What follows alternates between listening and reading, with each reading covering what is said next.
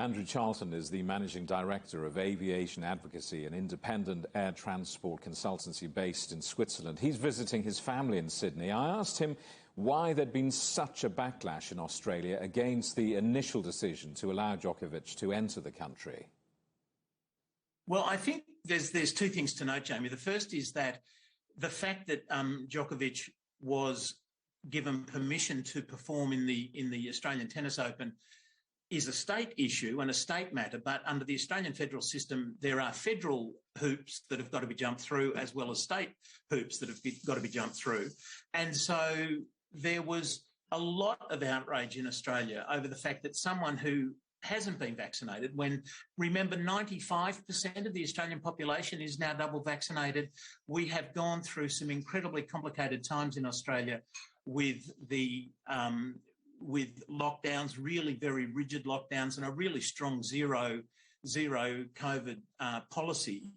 And so for someone to come along, even if he is a tennis icon, and to jump the queue, that upsets something deep inside the Australian psyche. We really don't like tall poppies. We don't like people who think they are getting ahead of the queue for some reason that we're not getting permission to get the right to do.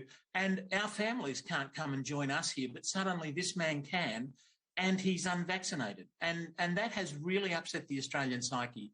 And the Australian Prime Minister's anger on this has, I have to say, read the mood in Australia, I think, very well. And it's unusual at the moment. He's not a terribly popular Prime Minister, but he has hit bang on the money with this one. I know that you're there with family. Can you give us something of a personal insight into how hard lockdown and restrictions have been in Australia? Oh, they have been very strict. They were very long. They have been lockdowns both at a national level, which has meant that it was for almost a year, almost impossible for anybody, even Australian citizens, to come into Australia or to leave Australia.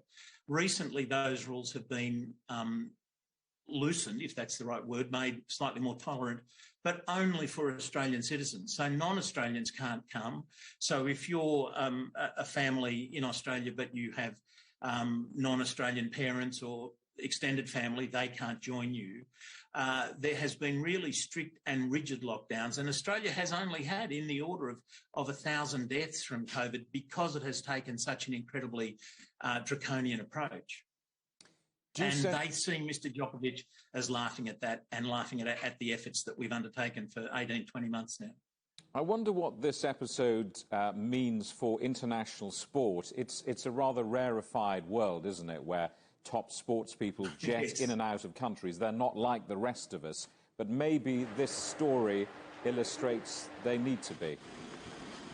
I think that's right, and certainly in Australia, whilst we love our sport, I don't think we necessarily think that sportsmen are any better or more mortal or more immortal than we are. That the tennis is terribly important in Australia in January. You know, the Australian Open is one of the most important things that will happen in January. January's summer, of course, most people are on holidays.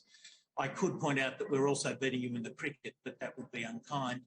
But the rest of Australia is looking at this and taking the tennis very seriously and taking the lockdown very seriously. To go on holidays in Australia in the last, but after Christmas, before the new year, you needed to pass a number of PCR tests. People were standing in queues for 8 hours to get a PCR test, and yet Mr Djokovic gets to come in unvaccinated and swan straight through. That doesn't fly in Australia.